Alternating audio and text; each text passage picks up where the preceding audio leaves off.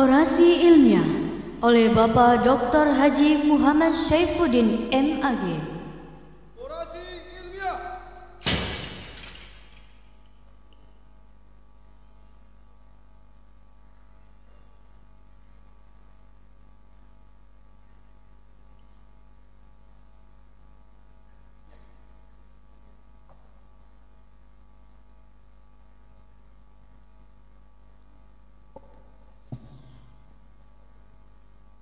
Assalamualaikum warahmatullahi wabarakatuh.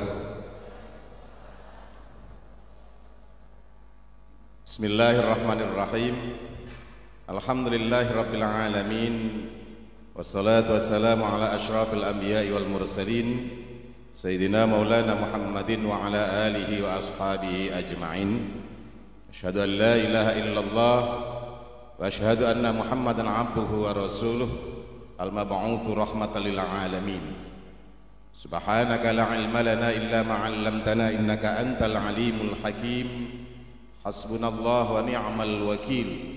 Ni'mal maula wa ni'man nasir. La haula wa la quwwata illa billahil aliyyil azim. Amma ba'd. Yang saya hormati Bapak Gubernur Riau yang dalam hal ini diwakili oleh Ibu Sekretaris Dinas Pendidikan Provinsi Riau, Ibu Tati Indrawati MSI,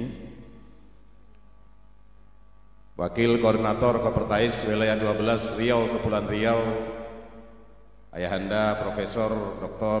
Haji Munzir Hitami MA, yang dimaklumkan bahwa berdirinya STIT Al-Kifayah 5 tahun yang lalu itu adalah bagian yang tidak terpisahkan dari rekomendasi beliau sebagai koordinator Kopertais Wilayah 12 Riau Kepri. Kita beri aplaus untuk beliau. Ya. Ini supaya khalayak publik tahu bahwa beliau punya andil yang besar dalam bersama-sama melahirkan STIT Al-Kifayah ini. Selanjutnya, ya saya tahu karena 5 tahun yang lalu saya mendampingi beliau di Kopertais Wilayah 12 Riau Kepulauan Riau. Berikutnya Ketua Yayasan Kifayatul Akhyar Riau, Dinda Dr. Yunri Akhyar MA, yang juga ini bagian tidak terpisahkan dari pergerakan ini, yang dulunya sempat juga ini Dinda Yunri ini kami ragukan awalnya, ya. Karena ketika mengajukan rekomendasi, bayangan kami namanya ketua yayasan itu sudah tua. Ya. Ini kok ketua yayasan masih muda, sehingga waktu dengan Pak Abu saya sempat juga ragu, ini betul nggak ini, serius nggak ini? Ternyata hari ini dibuktikan keseriusan itu. Makanya betul bahwa kita tidak boleh ragu ketika memang belum terbukti hasil kerjanya. Ini dan segenap pengurus tentu. Yang berikutnya Ketua STIT Al-Kifayah, ya, yang juga bersama seluruh segenap staf akademika yang luar biasa. Mungkin dalam catatan Kopertais nanti mungkin saya sampaikan, ini mungkin PT KIS yang termasuk PT KIS besar untuk wilayah Riau Kepri ini, dengan jumlah mahasiswa 1000 lebih, luar biasa. Itu baru 2 prodi. Kalau sempat sampai 15 prodi, mungkin Fakultas Tarbiyah akan kalah ini. Iya, luar biasa. Selamat tentu kepada STIT Al-Kifayah. Selanjutnya para wisudawan dan wisudawati beserta seluruh keluarga yang berbahagia hari ini, Bapak Ibu, para undangan, para jemputan yang terhormat. Pertama tentu terima kasih atas kepercayaannya STIT Al-Kifayah yang mengamanahkan kepada saya untuk menyampaikan orasi ilmiah. Yang kali ini karena namanya orasi ilmiah wisuda, ini berkaitan dengan karakter sarjana ideal. Ini memaknai filosofi toga, topi, tali kucir, dan warna hitam yang ada pada atribut wisuda. Kita tentu tidak asing lagi, wisuda ini sudah sering kita dengar, karena ini bagian dari proses akhir perjalanan seseorang yang belajar di perguruan tinggi. Meskipun wisuda ini kan ibaratnya prosesi pernikahan, ini kan seperti walimatul urus. Sebenarnya sahnya sarjana itu adalah ketika yudisium. Ketika Anda dibacakan yudisium, itulah akad nikahnya, itulah ijab kabulnya. Hari ini ibaratnya adalah baralek gadang. Betul, baralek gadang ya. Jadi ini baraleknya. Tapi ini tidak bisa dipisahkan dari rangkaian selesainya seorang sarjana dalam perguruan tinggi. Nah, wisuda sarjana punya makna filosofis yang tentu ini nanti perlu kita tangkap, terutama para sarjana yang hari ini dilahirkan oleh STIT Al-Kifayah ini. Tentu harapannya, nah ini menjadi sarjana yang ideal. Kalau bahasa saya, menjadi sarjana yang kompeten, bukan sarjana yang impoten. Karena lawan kompeten itu adalah impoten. Ini bahaya kalau sebagai sarjana yang impoten, sarjana yang diragukan kemampuannya, tentu nanti ini akan menjadi taruhan garansi dari perguruan tinggi ini. Nah, tentu saja kita pahami wisuda ini serapan bahasa yang saya dapatkan itu bahwa wisuda ini sebenarnya dari bahasa, asalnya bahasa Sanskerta yang dimaknai itu adalah amat suci, ya, amat sempurna dan bersih. Maka dalam kaitan dengan karakteristik seorang sarjana, ketika nanti Anda, ya, bahkan hari ini Anda dilantik menjadi sarjana, pastikan bahwa Anda menjadi sarjana yang menjadi karakteristik insan yang bersih, menjadi insan yang suci. Tentu bersih dalam kaitan dengan fisik. Kalau bahasa profesional guru itu adalah performa. Karena bagaimanapun performa itu harus meyakinkan. Menjadi seorang guru, apalagi hari ini ada sarjana tarbiyah, itu pastikan menjadi sarjana yang performanya itu meyakinkan. Maka dari mulai kuliah, saya ketika menarik mahasiswa, kalau dari mulai kuliah mahasiswa itu performanya tidak menggambarkan seorang guru, maka mungkin itu salah masuk. Masa kuliah di tarbiyah, tapi pakaiannya mohon maaf, celananya jin baju setan. Bahaya ini kalau sudah celana jin baju setan. Saya khawatir nanti jadi gurunya tidak lepas dari kedua istilah itu. Maka kalau saya kuliah, saya pastikan mahasiswa itu ya performanya ini meyakinkan. Sehingga ketika tampil di kelas itu betul-betul ya layak dia disebut sebagai seorang pendidik itu. Berikutnya juga suci. Suci ini ya berkaitan dengan kebersihan hati. Aburrohnya itu. Bahwa tarbiyah itu adalah aburroh. Jadi bagaimanapun ya pendidikan ini adalah mendidik jiwa kita supaya menjadi seorang yang bersih. Makanya kalau gurunya sudah dengki, iri hati, hasad, nah ditambah lagi pelit, loke, sampil karyang, ini saya nggak bisa bayangkan bagaimana muridnya nanti itu kalau sudah hati gurunya sudah seperti itu.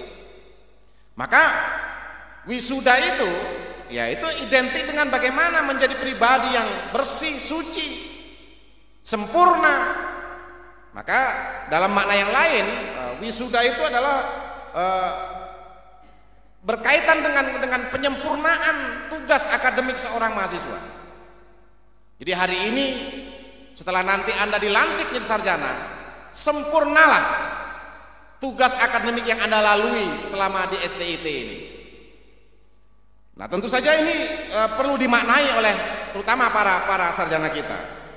Nah, karena itu wisuda sebenarnya merupakan tonggak awal, meskipun tadi disebut adalah di bagian dari penyempurnaan akademik, tapi sesungguhnya ada tonggak awal untuk memulai kehidupan. Jadi hari ini Anda berakhir di STIT Al-Kifayah, tapi Anda akan memulai era baru di masyarakat.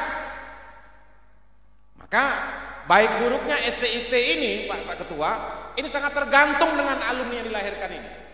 Kalau Anda bisa membawa bendera STIT ini berkibar di masyarakat, saya yakin dan percaya kalau hari ini jumlahnya 1000 mahasiswa STIT. Jadi kalau Anda sekarang dilahirkan 100 sekian sarjana, performanya baik, kesannya mendalam di masyarakat, saya yakin tahun depan kalau untuk mencari mahasiswa 500 tuh sangat kecil itu bagi STIT ini. Kenapa? Karena performa dari alumninya atau sarjananya ini luar biasa. Itu yang penting. Nah, maka kepada para sarjana yang hari ini dilantik, ini punya tanggung jawab moral. Kalau selama ini Anda tidak ada embel-embel, sekarang embel-embel di pundak Anda adalah institusi ini yang namanya STIT Al-Kifayah. Kemanapun Anda pergi tidak bisa lepas. Makanya kalau Anda tampil di masyarakat, pastikan Anda jangan pernah ragu dan malu. Ketika ditanya, Bapak alumni mana? Saya adalah alumni STIT Al-Kifayah. Wah, begitu. Jadi jangan, Bapak tamatan mana? Awak nih apalah. Kalau sudah begitu, wah ini harus berani mengatakan saya alumni STIT. Sehingga apa? Masyarakat punya kesan yang positif terhadap lembaga ini.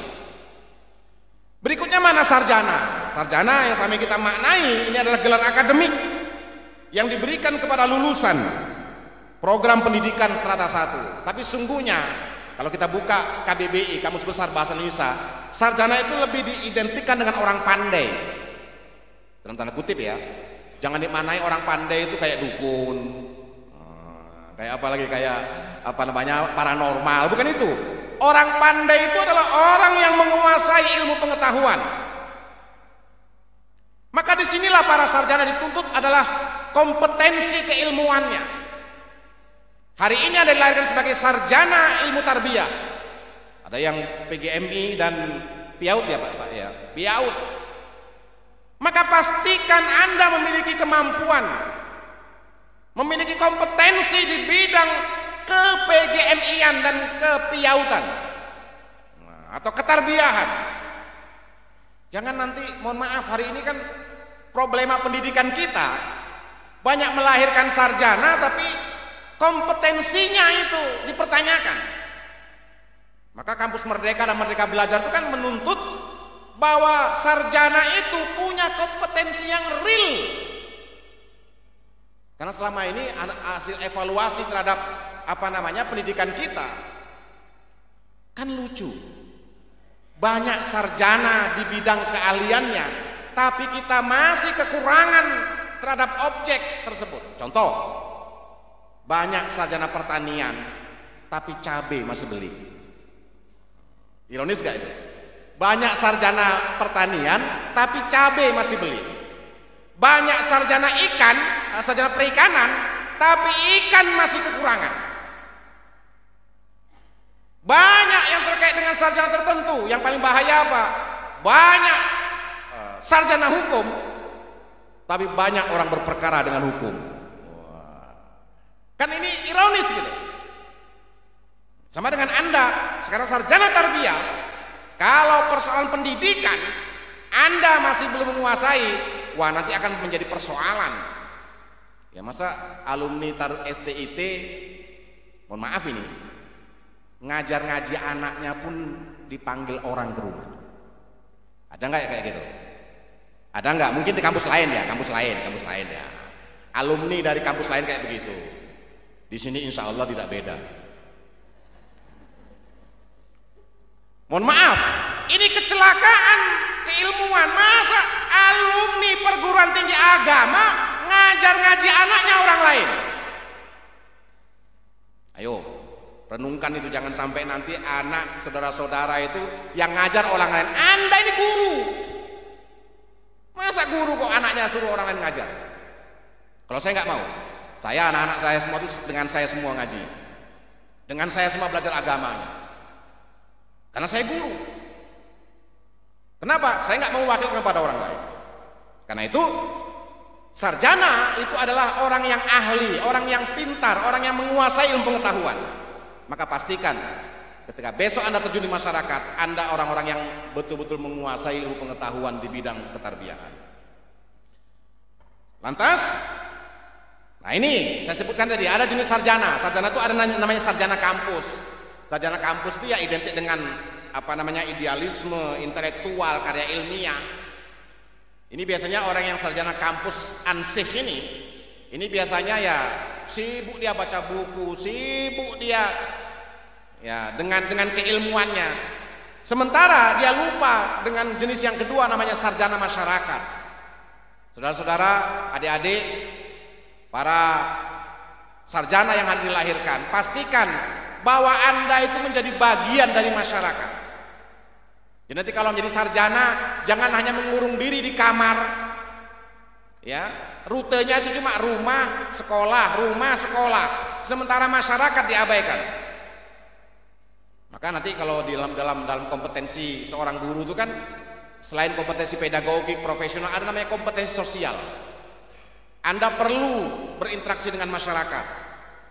Jangan pula nanti, mohon maaf, di komplek atau di kampung itu orang bertanya, ada yang namanya Pak Ijo di sini. Orang tak ada kenal satupun, padahal Pak Ijo tuh ada di komplek itu.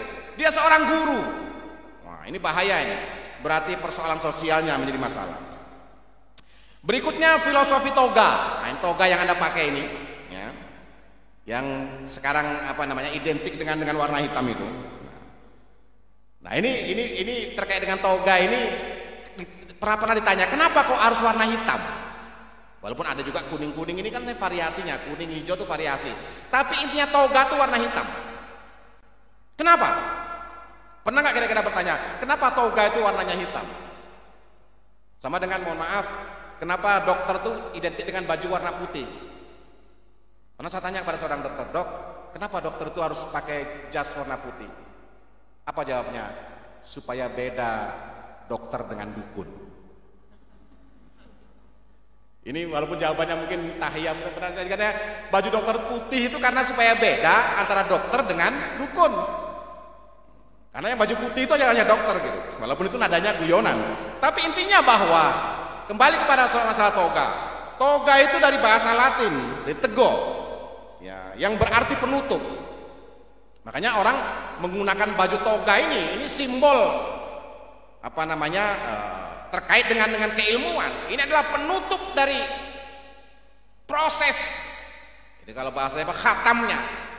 Jadi Anda khatam itu dilambangkan dengan toga yang Anda pakai itu. Nah, tentu dalam makna filosofinya bahwa kaitan, nanti ada sejarahnya, banyak sejarah bisa Anda baca toga itu. Tapi intinya dalam kaitan dengan pendidikan Islam, toga itu kalau bahasa identikan dengan jubah. Ternyata dalam dunia Islam juga ada jubah. Sebenarnya dipakai oleh Pak Kiai ini ya. Jadi pakai jubah itu identik dengan Kiai, Buya, ya, Syekh, Tuan Guru, ya. Makanya identik dengan pakaian kebesaran. Ya. Nah, kenapa harus warna hitam? Masuk imam-imam besar Masjidil Haram itu kalau pakai jubah itu warnanya hitam, Buya. Cuma karena sekarang banyak jubah gaul, itu warnanya beraneka ragam. Sebenarnya jubah itu warnanya hitam. Memang gitu apanya, ya. Beda gamis. Kalau gamis putih, tapi kalau jubah itu warnanya hitam. Ini dinisbahkan kepada kain kiswah Ka'bah yang sangat mulia, yang sangat agung. Sehingga saya berpikir memang kenapa ketika kita haji umroh itu kita pengen menyentuh Ka'bah itu. Meskipun tidak gampang bisa menyentuh Ka'bah itu, karena kita harus berkompetisi dengan orang-orang besar. Saya pernah ketika haji itu, saya pikir saya ini sudah tinggi 170. Rupanya masih ada yang lebih tinggi dari saya. Buktinya apa? Ketika saya sedang tawaf umroh pakai kain ihram itu, kok rasa saya kok air meleleh di kepala saya ini. Hujan tidak, gerimis tidak. Ketika saya melongok ke atas, rupanya ketiak orang negro di atas kepala saya ini. Meleleh lah, rupanya lebih tinggi dari saya lagi, Bu. Jadi memang itu nyata, bukan cerita apa, nyata. Jadi air ketiak itu meleleh lah di kepala saya ini karena saking tingginya mereka itu. Jadi begitu bersaing untuk menunaikan ibadah di sana itu. Nah, jadi terkait dengan toga, maka dinisbahkan dengan keagungan kain kiswah itu. Maka ketika Anda memakai jubah ini, memakai toga ini, termasuk anggota senat, maka tadi kenapa saya anggota senat yang pakai? Saya nggak usah pakai karena ini anggota kehormatan. Kalau saya kan tamu undangan gitu, makanya saya nggak pakai toga. Nah tentu warna hitam, nah ini filosofi warna hitam. Ini supaya juga sekaligus memecahkan mitos, jangan underestimate terhadap warna hitam, termasuk orang yang berkulit hitam. Nah, hari ini saya naikkan ini derajatnya orang yang berkulit hitam. Nah, ya, bahwa warna hitam itu memang selalu identik dengan warna yang misterius, bahkan kesannya serem. Tapi jangan salah, ternyata warna hitam itu punya makna. Kenapa toga itu identik dengan warna hitam? Karena disinilah tugas seorang sarjana itu harus mampu menyibak kegelapan ilmu. Jadi Anda ini sarjana itu harus mampu menyibak kegelapan itu. Dengan apa? Dengan ilmu pengetahuan yang Anda miliki. Makanya kalau jadi sarjana jangan pernah takut menghadapi kehidupan ini. Kenapa? Anda punya ilmu. Orang yang takut itu karena tidak punya ilmu. Ya. Makanya pastikan penguasaan ilmu itu Anda miliki. Jadi selama 4 tahun atau 8 semester Anda belajar, Anda sudah dibekali dengan ilmu, sibak kegelapan dunia ini dengan ilmu yang Anda miliki. Nah selain itu warna hitam juga melambangkan keagungan. Tadi apalagi disimbolkan dengan kiswa. Bahkan apa namanya, Hajar Aswad itu kan hitam kan? Ada yang warna putih. Kalau putih bukan Hajar Aswad, karena Aswad itu artinya hitam. Jadi Hajar itu batu, Aswad itu hitam, batu hitam. Saya pernah merenung ketika saya melihat semua orang ingin mencium Ka'bah. Saya berpikir, coba bayangkan batu hitam yang menurut ukuran kasat mata itu apa sih gitu. Tapi dengan keagungannya Allah jadikan semua orang ingin mencium Ka'bah. Betul? Betul? Ada yang tak pengen cium Ka'bah? Semuanya pengen cium Ka'bah. Karena keagungannya Allah letakkan di situ. Maka tirulah Hajar Aswad, wahai para sarjana dan kita semua. Meskipun secara fisik mungkin kita tidak meyakinkan, mungkin tidak seputih orang-orang yang berasal dari Cina sana atau dari Jepang sana, tapi dengan keagungannya semua orang ingin mencium kita, tanda kutip. Nah, ini jangan dimaknai lain nanti kalau gitu Pak, kita jadikan orang supaya cium kita semua. Jangan. Ini maksudnya apa? Semua orang mengagungkan kita, bukan karena fisiknya. Jadi kulit boleh hitam, tapi hati seputih kapas. Nah, itulah sarjana hari ini. Jangan pula nanti sudah kulit hitam, hati hitam, ya kan? Nah, kata-kata hitam. Nah, kalau apa namanya WA itu apa namanya nada-nadanya hitam. Wah, ini bahaya nih. Makanya orang selalu mengatakan tuh ada inner beauty, kecantikan yang muncul dari dalam.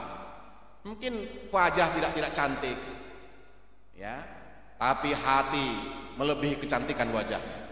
Ya syukur-syukur kalau dapat yang cantik mukanya, apa mulia hatinya, kaya orangnya, keturunan baik-baik dia, terpenuhi yang 4 syarat itu saya yakin jadi rebutan para jomblo-jomblo ini. Iya, pasti pengen punya kriteria 4 itu gitu. Artinya apa? Saya ingin katakan bahwa warna hitam itu selain tadi menyipak kegelapan, yang terpenting adalah di sana ada makna keagungan. Maka menjadi sarjana, jadi sarjanalah yang memiliki keagungan budi pekerti, keagungan pribadi, sehingga di masyarakat itu bisa diterima secara baik. Berikutnya makna topi. Nah, ini mungkin 2 hal lagi nih makna topi. Topi itu kenapa? Ini awalnya topi ini adalah segi 4, bukan segi 5. Ini ada perubahan. Awalnya topi toga itu ada 4 sisi. Ini maknanya bahwa para sarjana Itu ketika melihat persoalan itu harus dari berbagai sudut. Ini maknanya. Jadi empat sudut itu adalah menggambarkan betapa ilmu pengetahuan itu harus dilihat dari berbagai sudut. Ada persoalan, jangan mudah terpancing. Maka kalau ada sarjana yang mudah percaya dengan berita hoax, apa hoax atau hoa? Orang menyebutnya hoa, ada menyebutnya hoax. Berita yang tidak bisa dipertanggungjawabkan kebenarannya, itu berarti bukan sarjana. Mohon maaf, saya tegaskan, sarjana STIT Al-Kifayah tidak boleh mudah terpancing dengan berita-berita yang tidak bisa dipertanggungjawabkan kebenarannya. Siap? Siap? Dan jangan mudah menyebarkan informasi yang belum tentu benarnya. Maka ada istilah apa? Saring sebelum sharing. Hari ini banyak korban dunia elektronik. Hati-hati menyebarkan berita, hati-hati bikin konten. Kenapa? Pahami persoalan dari berbagai sudut. Karena itu menjadi sarjana, ini sarjana yang bertanggung jawab. Jadi sarjana yang tidak mudah mengikuti, bukankah perintah Quran, wala taqfu ma laisa laka bihi ilm. Janganlah engkau mengikuti sesuatu yang engkau tidak mengetahui ilmunya. Kalau tidak mengetahui, tanya. Kalau ragu, tabayyun. Nah, begitu. Ini baru dengar-dengar. Apalagi kabarnya kabar burung. Burungnya pun burung cucak rowo. Yang dawa buntute. Yang apa namanya nggak tahu itu jelas bagaimana tanya. Mudah sekali percaya. Sarjana tidak mudah percaya dengan berita yang tidak bisa dipertanggungjawabkan kebenarannya. Yang terakhir, ini terkait dengan tali kucir. Saat ini Anda masih di kiri ya, betul di kiri ya. Pastikan hari ini tali kucir Anda semua di kiri. Karena yang berhak memindahkan ke kanan itu adalah nanti pimpinan institusi. Kenapa tali kucir ini dipindahkan dari kiri ke kanan? Ini ada maknanya. Maknanya adalah bahwa menjadi sarjana itu harus banyak menggunakan otak kanan. Yang selama ini ketika jadi mahasiswa banyak otak kirinya. Apa otak kanan itu indikatornya?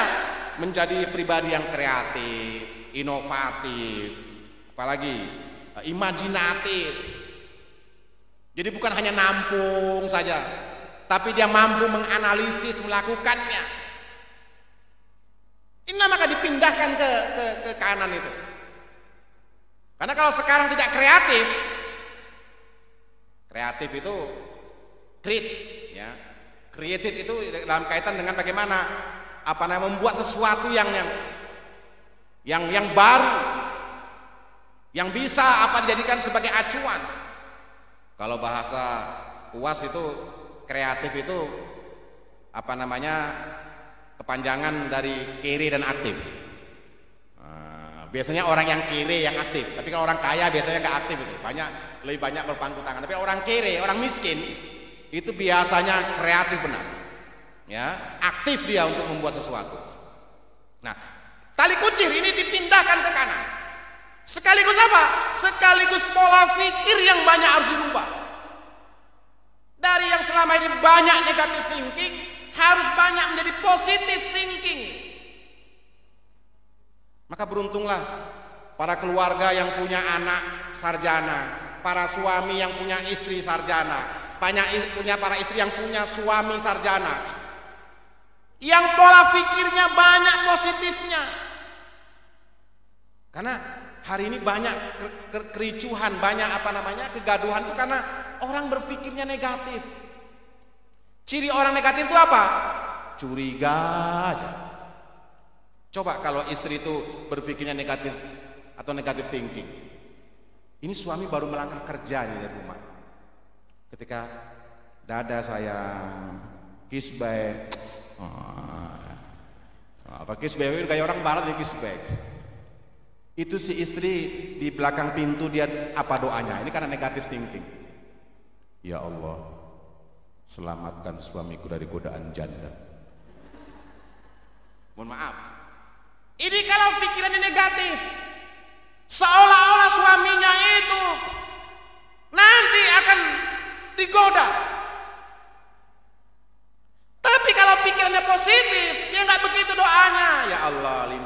suamiku, selamatkan suamiku. Dia tidak negatif. Dia lebih mengedepankan rasa percaya, ya Allah, kalau memang ini jodohku, kalau memang ini milikku. Meskipun dia sering nonton layangan putus. Ternyata Pak Dokter ngikuti juga, yang ngikuti juga, tahu gitu. Tapi tak akan terpengaruh, tak akan bisa mempengaruhi hubungan ini, ya Allah. Kan begitu caranya. Jadi mengganti dari kecurigaan menjadi kepercayaan.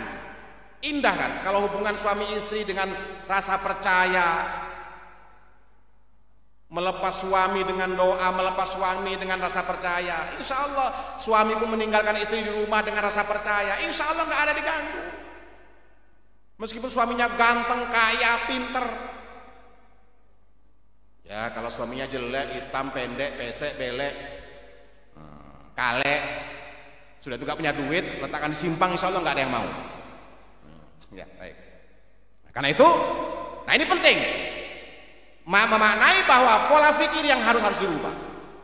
Nah karena itu kesimpulannya, nah ini tadi yang diinginkan, bahwa memahami filosofi apa yang atribut wisuda ini. Pertama, ini harapannya, karakteristik sarjana ideal itu satu, menjadi insan yang sempurna, suci dan bersih. Yang kedua, menjadi orang pandai, ahli dalam bidang pengetahuan Anda. Yang ketiga, mampu memecahkan misteri kegelapan dan memiliki keagungan budi pekerti. Yang keempat, mampu berpikir rasional dan memandang segala sesuatu dari berbagai sudut pandang, jadi tidak sempit. Yang kelima, mampu menggunakan otak kanan sehingga muncul kreativitas, inovasi dan sebagainya. Yang keenam, selalu berpikir positif atau positive thinking. Dan yang terakhir, senantiasa dia belajar untuk selalu membaca.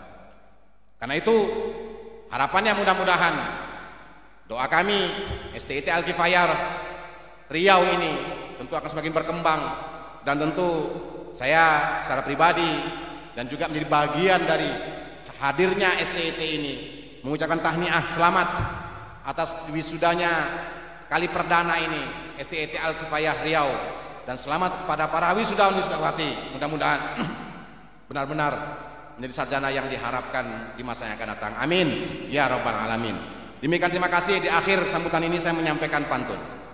Ini kalau nggak ada pantun nanti tidak afdol. Tadi Pak Ketua sudah mulai. Lancang kuning berlayar sudah, dengan dinahkodai seorang nahkoda yang handal. Selamat kepada para wisudawan dan wisudawati STIT Al-Kifayah. Semoga menjadi sarjana yang ideal. Ini karena Pak Yundri dari Medan. Dari Medan menuju Pekanbaru. Cukup sekian, thank you. Assalamualaikum warahmatullahi wabarakatuh.